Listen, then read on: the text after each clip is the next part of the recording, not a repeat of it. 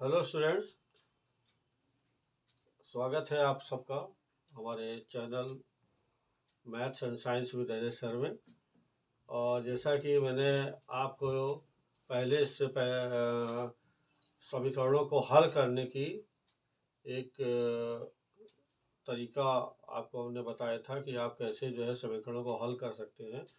तो उसके जो चार प्रकार के जो समीकरण थे, जिसमें प्लस कभी बीच में था, कभी आखिरी में था, माइनस बीच में था, दोनों में माइनस था, दोनों में प्लस था। तो इस प्रकार के आपको समीकरण हल करने आ गए हैं। और उसमें कोई आपको असुविधा होती है या आप नहीं सॉल्व कर पाते हैं या कोई समझने में दिक्कत है, तो आप मुझको कमेंट्स में ज़रूर लिखा करिए।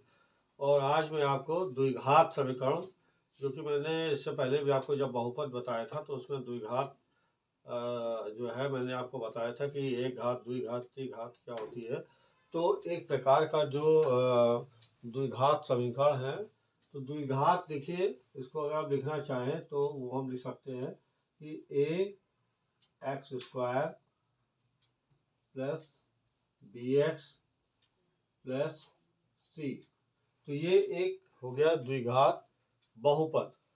लेकिन अगर इसको हमको समीकरण में तब्दील करना है तो हम कहेंगे कि इक्वल टू 0। अब ये एक द्विघात समीकरण हो गया है। अब इस समीकरण में, जैसा कि आपको हमने पहले बताया था कि कुछ गुणांक होते हैं, तो अब यहाँ पे गुणांकों की बात कर लें तो अभी देखिए कि इसमें एक्स स्क्वायर, तो एक्स स्क्वायर का गुणांक है, एक्स स्क्वायर का जो गुणांक है वो है ए। इसी प्रकार x का जो गुणांक है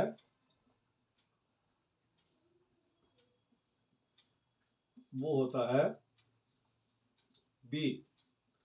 और जो अचर पद होता है, जो लास्ट में होता है अचर पद, वो होता है c। तो ये a, b और c, ये आपको याद रखना है कि किसके a जो है वो एक्स स्क्वायर का गुणांक है, b जो है वो x का गुणांक है और अचर पद जो है वो c है।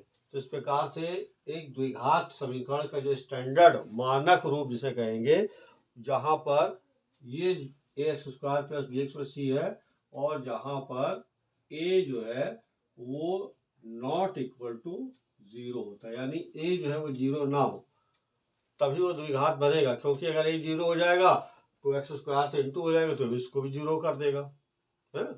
तो इस वजह से a is not equal to 0 होना चाहिए। तो ये ऐसे समीकरण को हम बोलते हैं इसका द्विघात का मानक रूप समीकरण, स्टैंडर्ड फॉर्म।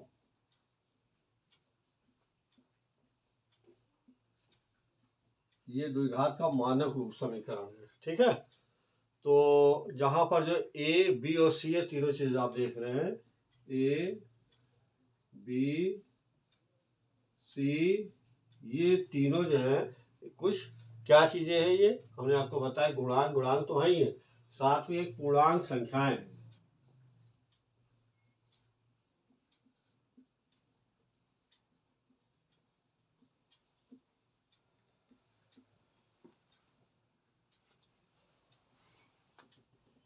पूर्णांक संख्याएं, जैसे कि आप जानते हैं कोई भी गिनती 1 2 3 4 5 6, ठीक है, आप इस पूर्णांक संख्याओं के बारे में पढ़ ही चुके हैं।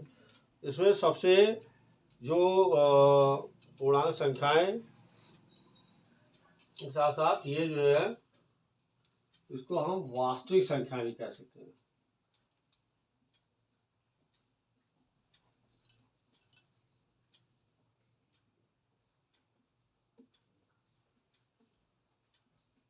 रियल नंबर्स, ठीक है। तो ये रियल नंबर्स भी है। और साथ में आपको यहाँ पे एक चीज बता दें कि ये जो एक्स स्क्वायर का गुणा जिससे है, जैसे ए है, एक्स गुणा बी है, इसका गुणा सी है, तो इससे जो है इस समीकरण को जब हल करते हैं तो इसके दो रिजल्ट निकलते हैं, एक प्लस में निकलता है और एक माइनस में निकलता है। तो वो जो दो रिजल्ट निकलते हैं उसको हम बोलते हैं मूल। क्या बोलते हैं? मूल बोलते हैं, रूट्स। तो वो रूट नहीं जो वर्गमूल वाला रूट नहीं, एक इसको एक जो एक्स की वैल्यू जो होती है वो प्लस में होती है और वो माइनस में भी निकलती है। मैं अभी करके बताऊंगा, आपको समझाऊंगा। तो उसको मूलों को बोलते हैं, एक पहले मूल को अल्फा, दूसरे को बीटा। जिसमें आप दूसरी चीज़ है कि एक पहली चीज़ ये बताए मानक रूप ये होता है। दूसरी चीज़ आपको ये बता रहे हैं कि अल्फा और बीटा इसके दो मूल होते हैं। तो एक द्विघात समीकरण के एक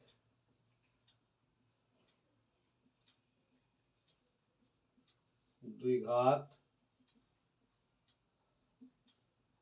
समीकरण के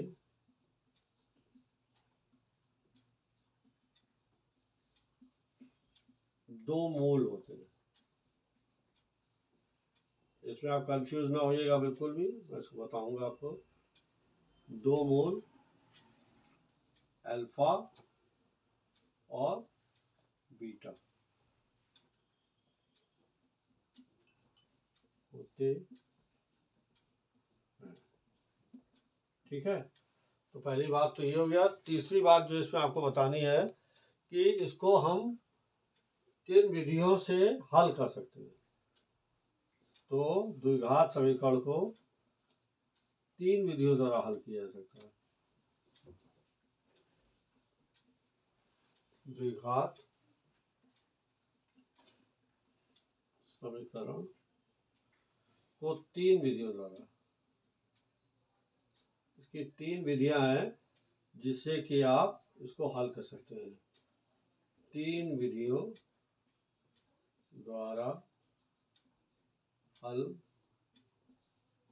किया जा सकता है। कौन कौन सी तीन विधियां हैं वही बताते हैं आपको। किया जा सकता है, ठीक है। तो इसमें पहली जो विधि है, पहली आप विधि है वो है गुणनखंड विधि, गुणनखंड द्वारा। ठीक है, उसके फैक्टर्स आप कर लीजिए। जैसे हमने उसमें इससे पहले आपको समीकरण का फैक्टर करने बताए, तो वैसे आप उसमें फैक्टर कर लीजिए। उसके दो जो है आंसर आएंगे, ये प्लस माइनस में आप उसके आंसर। तो ये गुणनखंड विधि द्वारा, गुणनखंड द्वारा आप इसको हल कर सकते हैं। दूसरा है पूर्ण वर्ग बनाकर।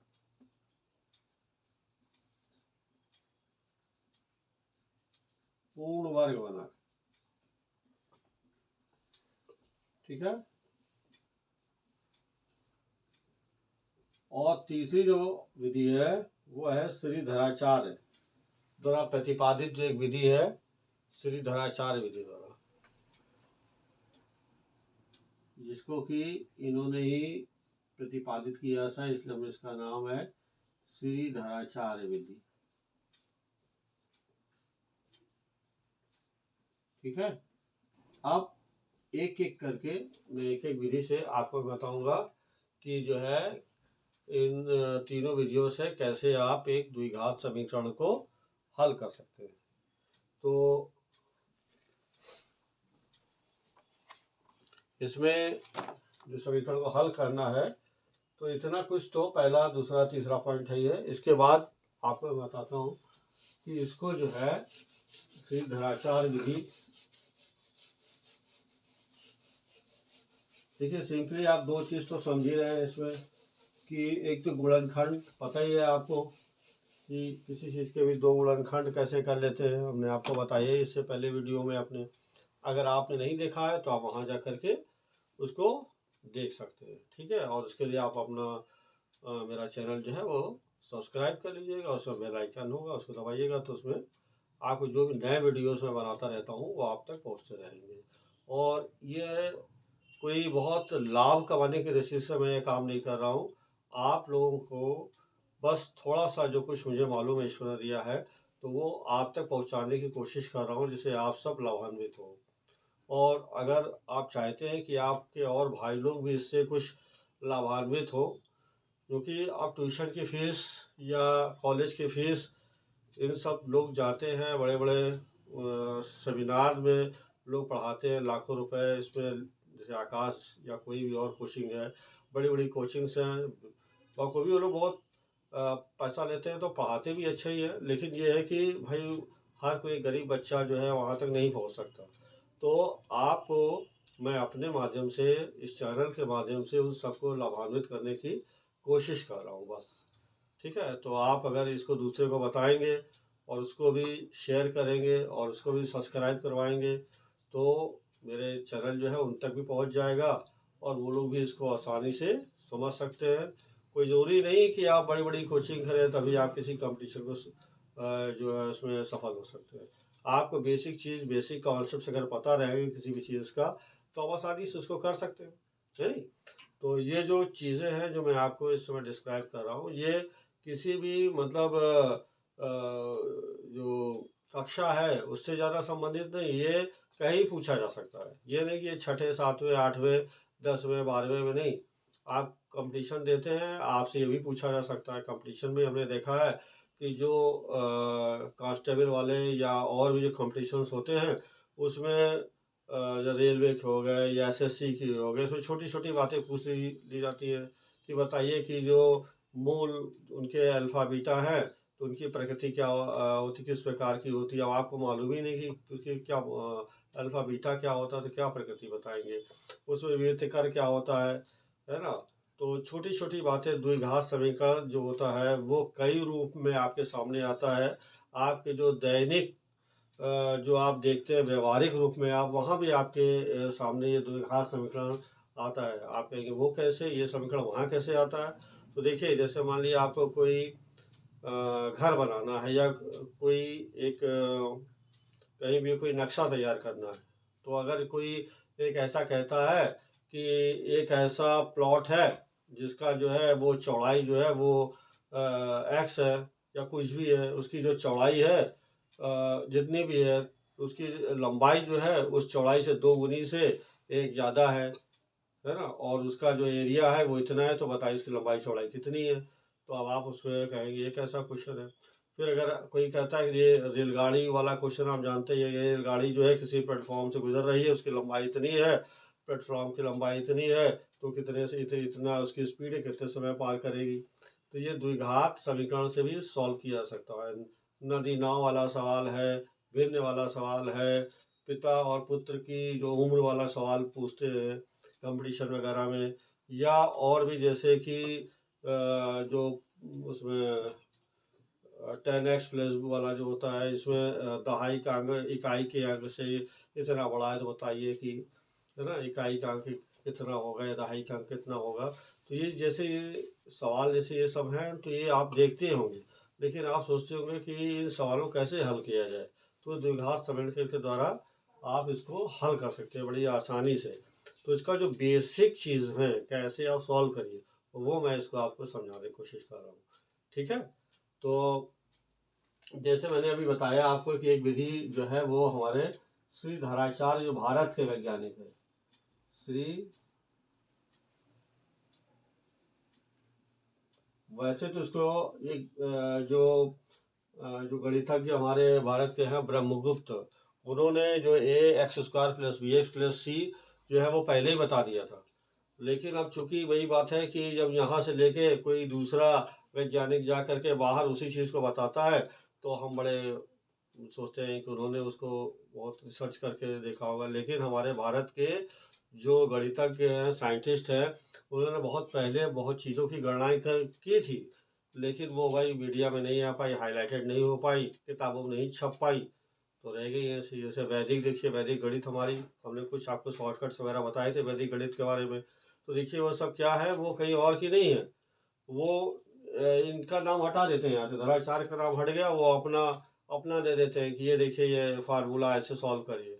और चूंकि हमारे भारत के इतने जो महान ऋषि हुए हैं, श्री धराचार्य और गणितज्ञ हुए हैं, है ना, तो ब्रह्मगुप्त ऐसे बहुत ढेर सारे, रामानुजम जैसे, तो उन्होंने तो अपने कॉपी में रजिस्टर में सॉल्व कर करके दे दिया। ऐसी थ्योरीज, थ्योरम्स जो आज आज तक लोग उस पर रिसर्च कर रहे हैं।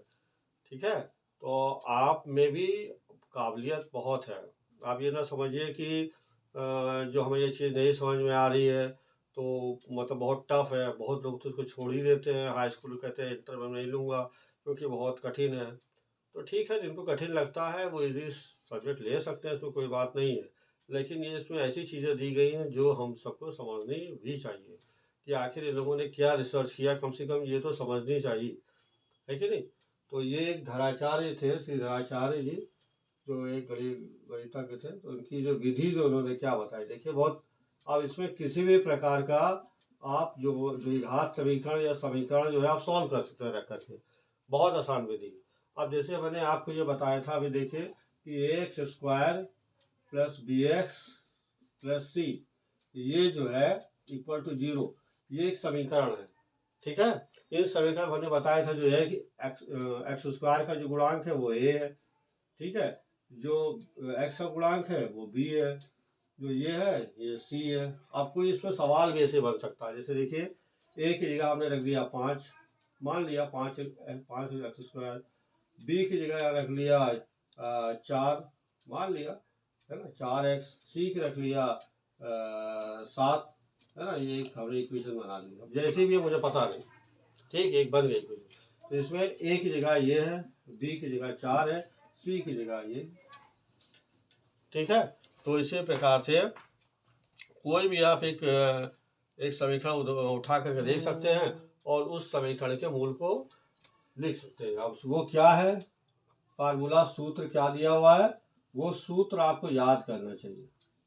वो सूत्र क्या है, आप ध्यान से देखिए, -b plus minus under root d/2a, ये सूत्र है, ठीक है। अब आप इसमें देखिए डी क्या चीज होता है, डी होता है डिस्क्रिमिनेंट, बोलते हैं हिंदी में, बोलते हैं विविक्तकर,